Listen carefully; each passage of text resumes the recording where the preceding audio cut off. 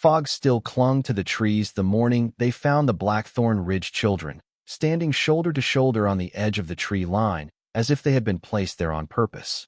Their clothes were untouched by dirt, their skin unbruised, their small hands clean. Yet their eyes were wrong. Far too old, far too knowing. The kind of eyes that carried the weight of winters long before they were born. People whispered that the children looked like they had seen something ancient, something that had seen them first. The search party had nearly given up when the mist began to thin along the ridge, revealing 3 small shapes standing motionless between the trees. At first glance, the rescuers thought they were just scarecrows someone had propped up as a cruel joke, because the children did not move, didn't react, didn't even blink when the beams of lanterns swept across their faces. It wasn't until one of the searchers whispered a child's name that all 3 heads turned slowly, in perfect unison, as if controlled by the same invisible hand. The children had been missing for 4 days, 4 long nights of freezing temperatures and pounding rain. Yet their clothes were dry, their hair perfectly combed, their skin free of cuts or bruises. It was as if the forest had protected them with unnatural care, or perhaps refused to touch them at all. Only their eyes betrayed them. Eyes that should have been bright and frightened now appeared heavy, shadowed, carrying an eerie depth that no child should possess. They looked as if they'd lived far too long, as if whatever they witnessed had forced them to age on the inside, while their bodies remained frozen in childhood. When the rescuers rushed forward, expecting sobs or the trembling relief of frightened children, they were met instead with silence so complete it made the wind seem louder. Not one of them cried, reached out, or clung to the adults who lifted them. They stood firm, stiff, their bodies cold to the touch, like they had been stored somewhere far from light or warmth. One searcher swore that as he lifted the youngest child, he heard a faint whisper escape her mouth, not in the voice of a little girl, but something older, something tired, something that spoke a language he could not understand. But when he asked her to repeat it, she only stared at him with those ancient eyes until he felt his stomach knot. As the group escorted the children down the ridge, the weight of dread settled over them. Birds that normally chattered through the trees were nowhere to be heard, and even the leaves seemed to rustle more quietly, as if trying not to disturb whatever presence had followed the children out of the woods. By the time they reached the base of the ridge, more townspeople had gathered, their cries of relief turning to uneasy murmurs as they took in the children's distant expressions.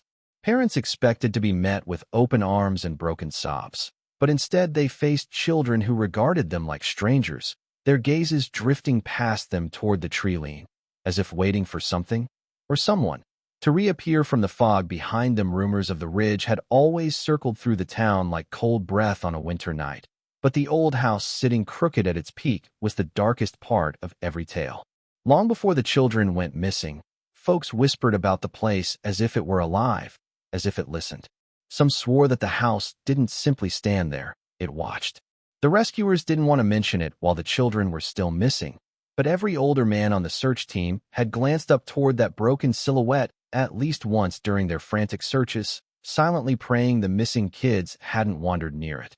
When the children were finally found at the edge of the forest, their strange stillness and hollow stares stirred those buried fears again. It didn't take long for a few voices in the crowd to mutter that the last place the children had been seen was the narrow trail leading up to the abandoned house, the one with warped boards and shuttered windows that seemed nailed shut not to keep trespassers out, but to keep something inside. As word spread, older residents gathered in tight, uneasy groups, sharing half-remembered stories about the house choosing people.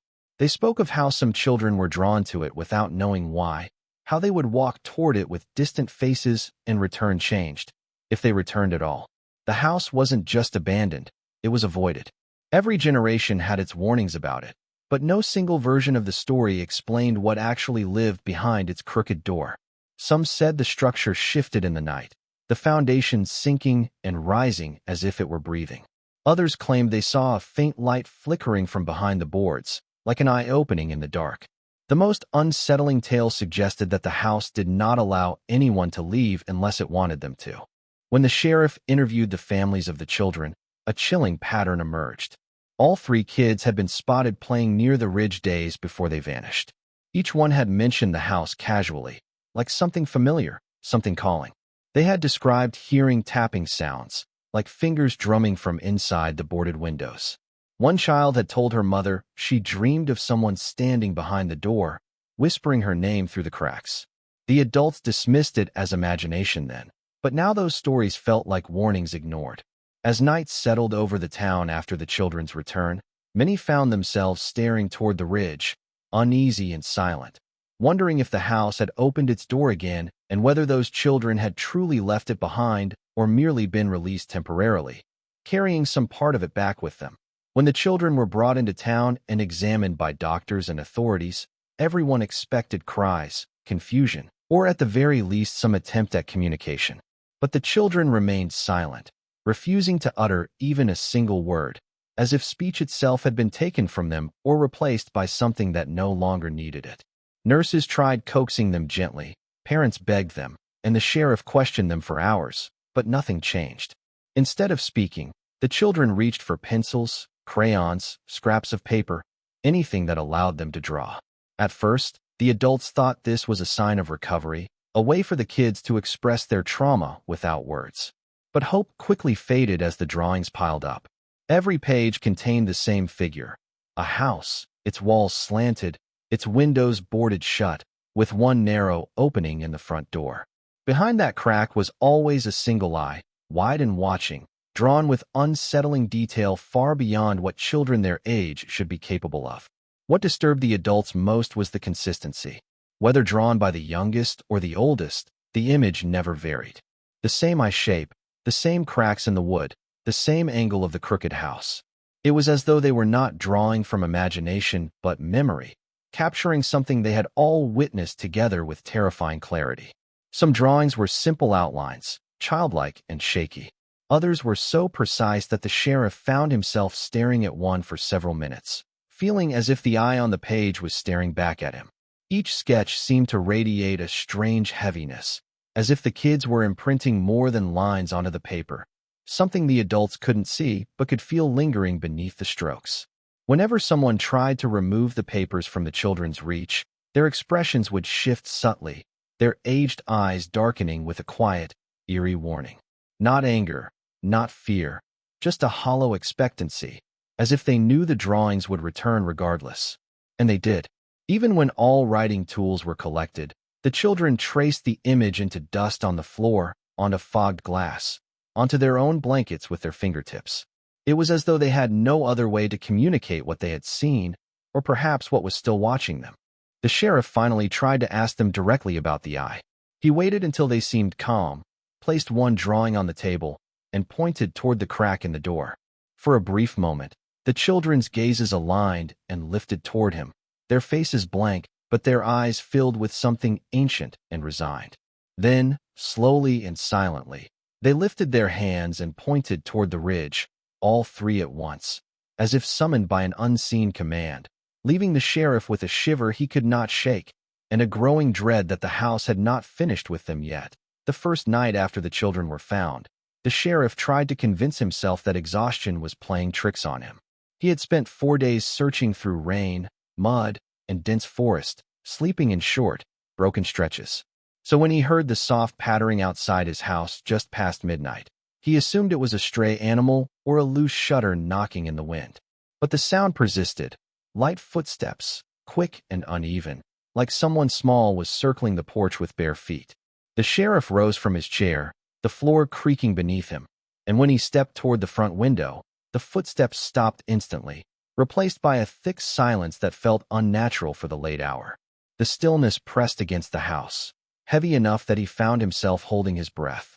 When he finally cracked the curtain and peered out, the porch was empty, yet the boards still swayed faintly as if someone had just leapt away. He returned to his desk, telling himself it was nothing, but sleep avoided him. Sometime after 1 o'clock, the noises returned. This time the footsteps came with a whispering sound, soft, trembling breaths, almost like children giggling under their breath, but trying not to be caught.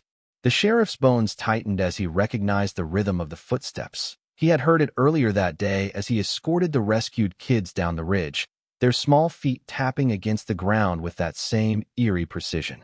He stood again, slower this time, and reached for the doorknob. But before he could open it, Something scraped lightly across the wood on the other side, like fingernails trailing down the surface. Then, a faint pressure pressed against the door, as if a small forehead had leaned against it to listen. When he finally mustered the courage to fling the door open, the cold air rushed in, empty and still.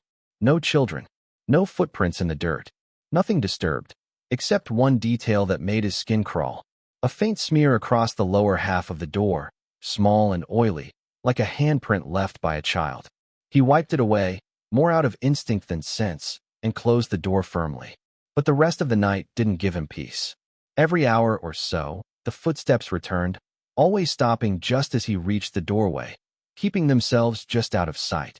It felt less like a haunting and more like a routine, as if something was checking on him, waiting for him, or making sure he knew he wasn't alone. By dawn, he was certain of one thing. Whoever, or whatever, had followed those children out of the woods had not stayed with them.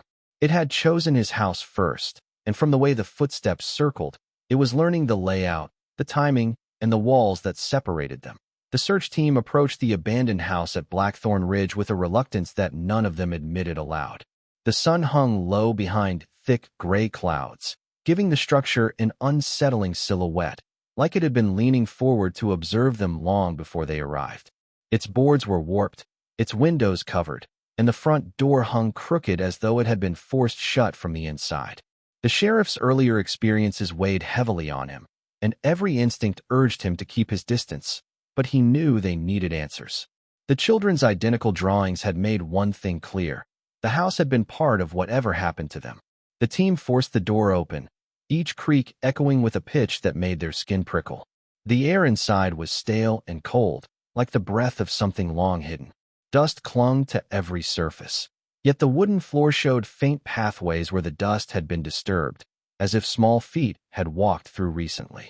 They moved deeper into the house, their lanterns casting shaky circles of light on peeling wallpaper and sagging beams.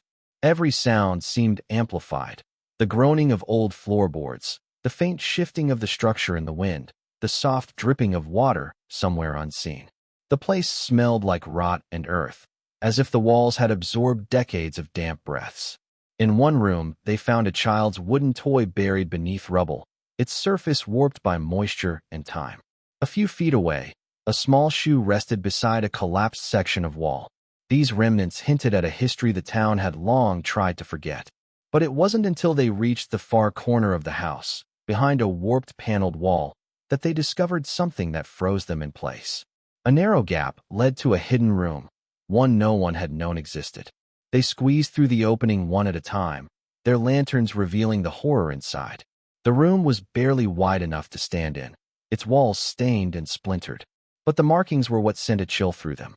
Thousands of tally marks covered the wooden boards, etched into the walls with frantic, uneven strokes. Some were faded and shallow, carved decades ago. Others were fresh, still sharp enough to splinter fingertips. They formed no pattern, no count, just endless scratches layered over each other, climbing toward the ceiling as if small hands had reached for escape. Some marks were smeared, as though someone had dragged their hand across them in desperation. Others formed clusters around a single point on the wall, where the wood had been gouged nearly to the frame beneath. One of the searchers whispered that they looked like pleas for help. Another whispered they looked like records of time, far more time than any child should have lived through. The sheriff ran his hand over the grooves, noticing the uneven depths, realizing these weren't the marks of just one group of children, but many over the years. His heart sank as the truth became harder to deny. The house had held children before. It had kept them hidden, forgotten, and counting the days for far longer than anyone in the town had ever known. Doctors initially believed the children were simply in shock, their silence and distant stares nothing more than symptoms of severe trauma. But as the hours stretched into days, their bodies began to exhibit changes that no one could explain. The first sign appeared when a nurse noticed the smallest child's hands looked different. Her fingers were shorter, rounder, almost pudgy, as if she had lost several months of growth overnight. At first, the staff dismissed it as tired eyes or poor lighting, but by morning the change was unmistakable. Her limbs looked softer, her cheeks fuller, and her height seemed reduced by nearly an inch. The other two children began to change as well. Their bodies looked younger, subtly at first, then drastically, as though time itself had started moving backwards for them. Yet their eyes did not reflect this regression. They only grew older. The irises darkened, the skin beneath them sagged slightly, and there was a density to their gaze that made even seasoned physicians uneasy. Their bodies were returning to infancy, while their eyes seemed to carry decades of memory. The doctors took measurements, ran blood tests, checked bone density, but everything defied logic. Their biology suggested youth, but the aging in their eyes suggested something ancient. The more their bodies shrank, the more alert and watchful their eyes became, as if some presence within them was waking up. When the children were placed under observation overnight, hospital staff reported moments where the kids stared at them with an intensity that made their breath hitch. One nurse swore she saw the oldest child, who now had the body of a toddler, follow her every movement with the calm, assessing stare of an elderly man. Another staff member nearly dropped her files when the youngest child, whose face now resembled that of a baby, glanced at her with a look of recognition far too knowing for someone who could barely hold her own head up. Parents were horrified, torn between fear and denial. They clung to their fading images of who their children were just days ago, but every morning brought another step backward. Clothing no longer fit. Voices grew softer, then vanished entirely. Yet the eyes never softened. They remained aware, ancient, and heavy with meaning the children could no longer express through words. The sheriff visited the hospital daily, each time feeling a stronger sense that the children were not simply aging backwards but unraveling from something the house had done to them. He noticed their eyes most of all. When he stood near their beds, their gazes fixed on him as if trying to convey something important, something urgent, but trapped behind shrinking bodies that could no longer hold the weight of what they had seen. The older their eyes looked, the more he felt they were carrying time that didn't belong to them, time stolen from somewhere, or something, inside the house that never let anyone leave. Even after the children were moved to the safest home the town could offer, sleep brought no relief. Each night, just as the moon climbed high and shadows lengthened, they would rise quietly, slipping from their beds with movements too precise for their dwindling bodies. No sound, no struggle, no resistance, just a slow, deliberate march toward the direction of Blackthorn Ridge. Doors that had been locked, windows that had been secured, none of it stopped them. They walked as if guided by some invisible hand, their tiny feet padding over floorboards and carpets with eerie certainty, unafraid of the dark, unhesitant at the presence of people who tried to stop them. Families who slept in the same house reported waking to find the children gone from their rooms, only to see small, pale silhouettes moving steadily toward the edge of town. Attempts to restrain them, beds chained, rooms locked, even holding them firmly in arms, failed. They would simply slip free at some moment, always returning to the same path, always toward the ridge. The sheriff grew increasingly unnerved as these nightly wanderings continued. He began to accompany them quietly, staying just a few steps behind, watching as their determined forms traced roads and fields he knew led nowhere safe. Yet the children never wavered. Their eyes, old and steady, scanned the horizon with a knowledge no child should possess, guiding them over obstacles that would have stopped even adults. It was as if some pull emanated from the ridge itself, an invisible tether wrapped around them, tugging at muscles and will alike. Sometimes, he would see them pause briefly, tilting their heads to listen to faint sounds no one else could hear, as though the house itself were whispering instructions, waiting for them to obey. They never spoke, never called for help, never looked back except to glance momentarily with those ancient eyes, a silent acknowledgement that they knew exactly what was waiting for them. As nights passed, the town began to take notice. Farmers working late fields swore they saw small figures moving in unison toward the ridge under the pale glow of the moon. Lights in houses flickered inexplicably along the trail they walked. Dogs howled but refused to follow. The children's march became a pattern, predictable and unstoppable. Even when authorities tried to forcefully redirect them, the children would vanish, reappearing at some ridgeside path as if they had been teleported back by unseen forces. It became impossible to deny that the children were not merely sleepwalking or wandering. They were being called. The pull from the house, or whatever lingered within it, was stronger than their own bodies, stronger than any restraint or barrier. And every night, as the ridge loomed in the distance, their tiny forms pressed forward with single-minded devotion, leaving those who followed behind with the growing, chilling realization that the house had not released them completely. It was only waiting, patient, ensuring that its claim over them would not be broken, guiding them ever closer to the place where no one who entered had ever truly left. The discovery of Old Town records began almost by accident, when the sheriff, desperate for answers, rummaged through dusty ledgers and yellowed newspapers in the back room of the town hall. He had been looking for nothing more than routine missing persons reports, but what he found was far more disturbing. The archives were full of accounts that mirrored the recent events, stretching back more than a century. Children had gone missing near Blackthorn Ridge in every generation, sometimes one at a time, sometimes in small groups, but the pattern was always the same. Each disappearance lasted days, occasionally weeks, and in every case, the children returned under circumstances that defied explanation. Their bodies were unharmed. They bore no marks from the forest, and yet every witness reported an unsettling difference in their eyes, a depth that suggested lives far older than the bodies they occupied. Names changed, families changed, but the eyes, those eyes, remained unbroken through time, carrying the same heavy, ancient gaze that seemed to hold the memory of something older than the town itself. The sheriff traced patterns across the ledgers, marking dates and locations. Every incident pointed to the same ridge, the same crooked house perched atop it, though in earlier reports, the building's description was vague, sometimes referred to as a haunted homestead or a watching place. One document recounted a teacher's observation of a child who had returned from the ridge decades earlier, describing the child as small, quiet, and old beyond measure in the eyes, as though a lifetime had passed behind them while their body remained that of a boy of 8. Another account, barely legible in faded ink, mentioned tally marks carved into a hidden wall in the ridge house, tallies that supposedly counted decades rather than days. The sheriff realized with growing dread that these events were not isolated. They were cyclical, repeating with a precision that suggested the house itself had a long memory and an unbroken intent. It became chillingly clear that the children recently found were not the first, and they would not be the last. The house, the ridge, and whatever force inhabited them had been claiming children for generations, shaping them, returning them, and leaving them with eyes that carried a history no child should bear. Each set of returning children bore the same silent testimony: bodies innocent, minds unknowable, eyes ancient. The sheriff's pulse quickened as he considered the implications.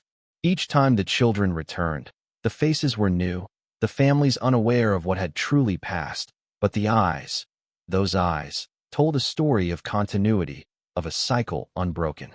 And as he stared at the ledger, tracing the familiar names and dates, the realization settled like ice in his chest. The house had been watching, waiting, and it was patient.